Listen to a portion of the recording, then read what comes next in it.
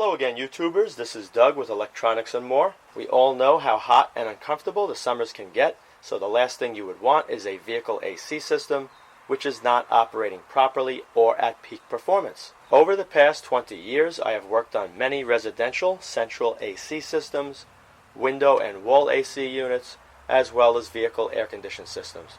In this video, I will be explaining in detail how the AC system works, common problems, and how to check the charge of your AC system, as well as how to properly charge the system if it is low on refrigerant without using expensive manifold gauges or other equipment. Let's get started. What I'm going to do is point out all the components of the AC system, and I'm also going to explain the purpose of each component. The first one is the AC compressor. It is located right down here.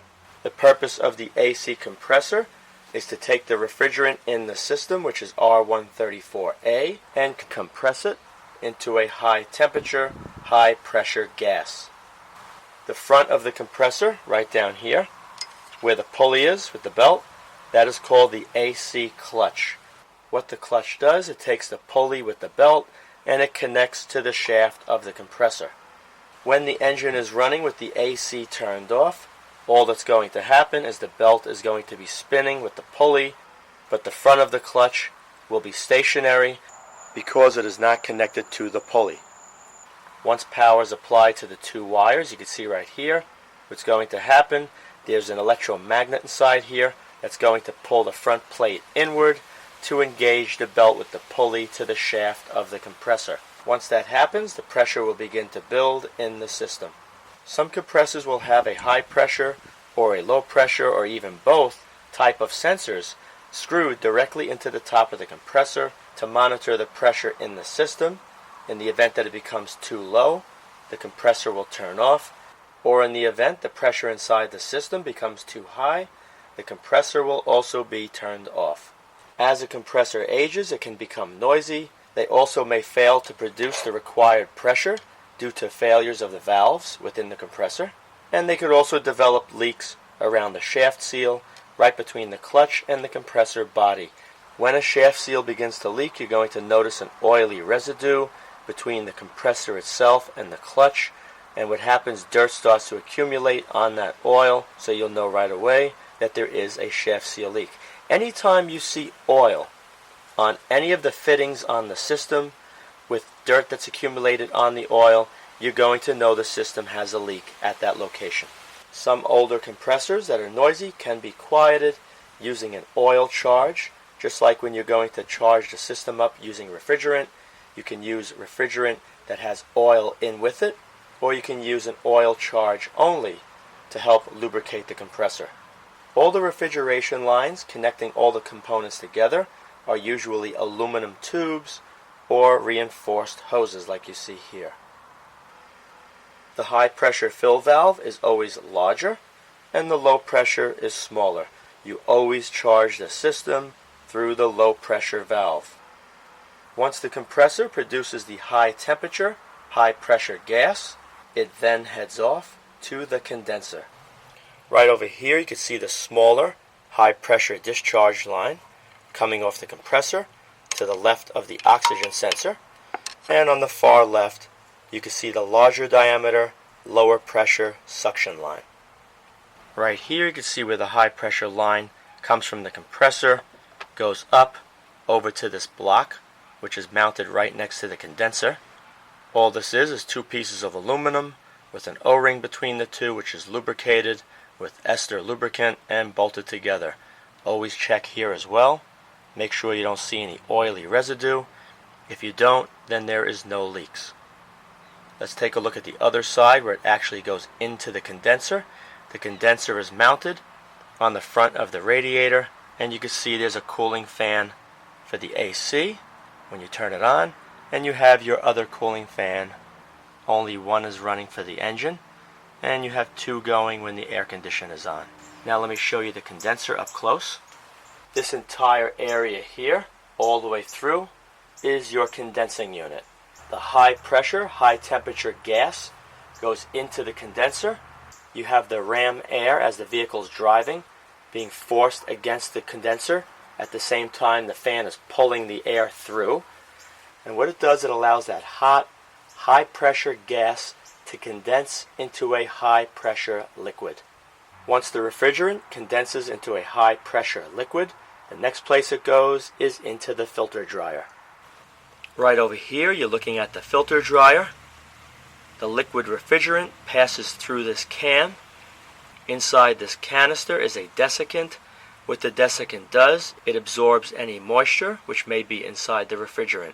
Some systems also have on top a little glass window, which is called a sight glass. The sight glass allows you to get an idea of the charge of the system. When the system is working properly, the sight glass should be full of liquid, crystal clear, and when it's undercharged, you're going to see a lot of bubbles in the sight glass. On top over here is a high pressure switch. In the event the system becomes blocked, pressure will rise, turning off the compressor. The high pressure liquid comes out right over here from the condenser, goes through this line, and it runs parallel with the low pressure line all the way towards the evaporator. Let me show you that. Over here you can see the larger low pressure suction line leading to the compressor. Underneath that is the high pressure liquid line. This location here, you have the liquid line entering into this fitting, which is bolted into this valve with this white piece on top. This is called an expansion valve. What the expansion valve does is regulate the amount of liquid refrigerant into the evaporator. The evaporator resembles a very small radiator. When that high pressure liquid goes into the evaporator, what happens, it's going from a high pressure area into a lower pressure area. That liquid begins to turn into a gas and become very cold. The amount of refrigerant going into the evaporator is regulated by the temperature of the lower pressure suction line heading back to the compressor. If it's very warm, this pipe, this is going to make the valve open wider to let more refrigerant in. If it's extremely cold, it's going to let less into the evaporator. The evaporator is normally bolted inside of a plastic housing in this area under the hood on the firewall, or it's bolted underneath the passenger side of the dashboard with the blower motor and heater core. The heater core also resembles a small radiator. Now, some vehicles do not use expansion valves like you see here. What they use is an orifice tube, which looks like this over here. And that is what's used to regulate the flow of liquid refrigerant into the evaporator. With that kind of a system, the suction line leaving the evaporator generally goes into a large canister, and that canister is called an accumulator. The purpose of the accumulator is to hold back any refrigerant that has not turned to gas before reaching the compressor, which could possibly damage the compressor, as well as to remove any moisture from the refrigerant. Usually on top of the accumulator, you will find a low pressure switch. Keep in mind, if you feel that one of the high pressure or low pressure switches are faulty, you can unplug the harness, going to the pressure switch, and bypass the connection using a jumper wire. If the system works fine, you're going to know it's either a fault with the pressure switch, or your system is not properly charged, or there is possibly a blockage causing the switch to activate. If you go to turn on your AC system and the compressor does not come on, there's only a few things that would cause that. One, the system is low on charge, and as a result, the low pressure switch is in the open state, not allowing power to the relay which controls the AC clutch to turn it on, a damaged wire, or possibly a blown fuse. Bypassing the low pressure switch should turn on the AC compressor. If the clutch still does not activate on the compressor, you may want to check for 12 volts at the two wires connected to the clutch. You should see 12 volts when the system is turned on. If the fan does not come on when you turn on the air condition, check for fuses. It's possible there's a fuse that's blown. You can also take the wiring harness that goes to the fan, pull it apart, apply 12 volts directly to the battery to see if the fan comes on. The fan should power up. If you look in the center of the screen, you're going to see two larger hoses with clamps. They go through the firewall into the heater core. When the system is operating at or near a full charge, you should be able to feel this pipe right here leaving the evaporator. It should be extremely cold and it should be sweating with condensation. In a minute, when I show you how to charge the system, you're going to have to put the blower to the highest setting for your vehicle. Make sure it's on max AC cool and make sure it's on the coldest setting. Now there is one problem you can run into. If you already have AC that's working but it's not ice cold, and you felt the pipe outside and it's very cold to the touch, as well as covered in condensation, then what you may have is a problem with the blend door. What the blend door is, underneath the dash you have your evaporator. Also underneath the dash, to one side, is going to be the heater core. The heater core is used to heat the interior of the vehicle. The air-conditioned evaporator coil is used to cool the vehicle. When you adjust the setting right here and make it hotter, alright, you do this. What's happening, there is a door. Now it's either vacuum actuated or electronically controlled. There's a door between the heater core and the evaporator. If that door is not fully closed, keeping the heat from the heater core out of the evaporator, what's going to happen, even though this is on the coldest setting, you're only going to feel air that's slightly cool coming out of the vent. The easiest way to rule out that door as being a problem is you're going to go back underneath the hood, find the two hoses heading to the heater core, which I just pointed out. You're going to disconnect one. You could place a ball valve between the hose and the heater core, and you could turn it off. If you turn on the AC system and it's ice cold and it's no longer just slightly cool, you're going to know you have a blend door problem. Another way you can do it, you could take the two hoses going through the firewall into the heater core and just connect them together using a coupling. Then you could turn on the AC. If the air is ice cold, you know what your problem is, the blend door. Okay, let me show you how to charge the system. For the charging process, you're going to need a can of R134A. And as I said earlier, if you have a noisy compressor, look for R134A with oil in the can. Also available is R134A with leak stop. What the leak stop does, if you have O-rings that are leaking, it causes the O-rings to swell up to help stop the leaks. If you have any corrosion on your condenser or evaporator, it's going to do absolutely nothing for you in the way of stopping a leak. It's only to stop leaks caused by O-rings and other gaskets. In addition to the 134A, you're also going to need a way to put it into the system, and this one right here is very good. It's inexpensive. I paid around $14, $15. It's made by IDQ. You also have a little gauge on the front.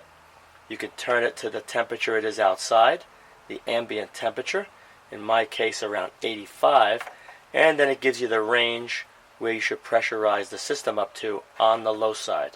Keep in mind the pressures on the high side of the system can easily reach 300, 350 psi. You're also going to need a container of hot water.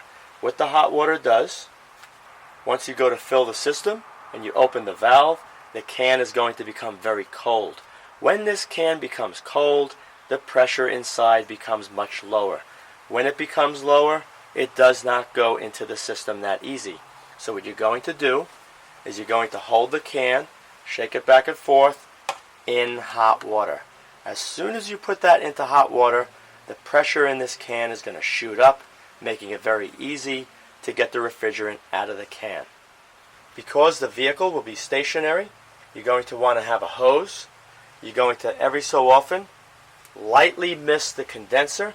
By doing that, it's going to make the charging process easier and also keep the high pressure side of the system lower in pressure. To get started, you're going to take the can and you're going to screw the valve onto the can. Now the way this works is very simple. You're going to take the valve that's on the low pressure line, which is the larger diameter pipe, unscrew that, turn on the engine, let it idle, and then you're going to turn on your air conditioning compressor. You should hear it kick in. Once that's done, take this, push it down over the valve hard, allow it to click in position, and lock, and it should not leak.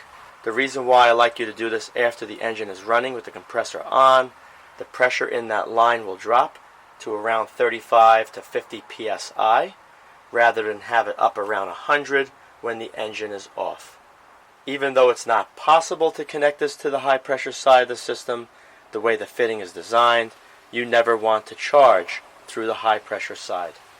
R134A has a boiling point of around minus 15 degrees Fahrenheit, which means if it was minus 15 outside, if you were in North Dakota in the winter, and you poked a hole in this can, if it was minus 15 outside, nothing would come out of this can. You could tilt it, and the refrigerant would just pour out and fall on the ground. It would not be vaporizing because the temperature is too cold. At around 90 degrees Fahrenheit, the pressure in this can right now is around 100 psi. Ideally, when charging AC systems, you should monitor the low and high pressure side of the system using a standard manifold gauge like you see here. And the reason is, you can tell if the compressor is working properly, and you can also see what the high pressure side of the system is doing. So what I'm going to do is get my hot water ready, place it on the battery over there. I'm going to start the engine up, place the blower on the highest setting, AC set for max cool, and you're going to leave all the windows open wide. You're also going to need somebody to accelerate the engine up to 1500 RPM. By using a higher RPM, the refrigerant will go into the system much easier. A system that's working very well at or near a full charge should be putting out a temperature around 35 to 42 degrees Fahrenheit, in that range. So that is the temperature range that you can expect. Okay, the hot water is ready, the can of refrigerant with the hose. All the windows are open. I have a temperature gauge inside the vent in the vehicle. I'm now going to start up the vehicle, turn on the AC, and set the engine speed around 1500 RPM.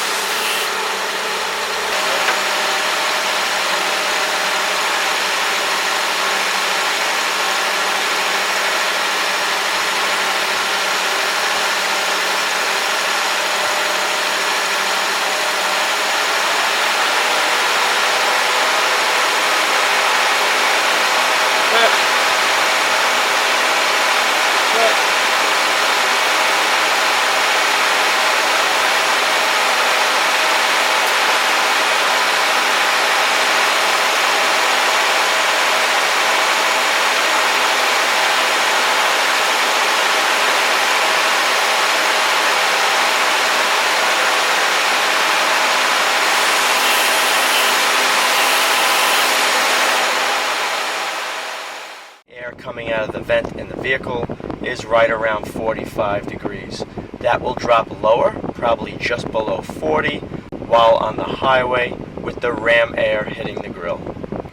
I hope you enjoyed this video. If you did, please rate it a thumbs up, subscribe, and post links to this video on other websites and blogs. Also be sure to check out my video playlist as well. Thank you very much for watching.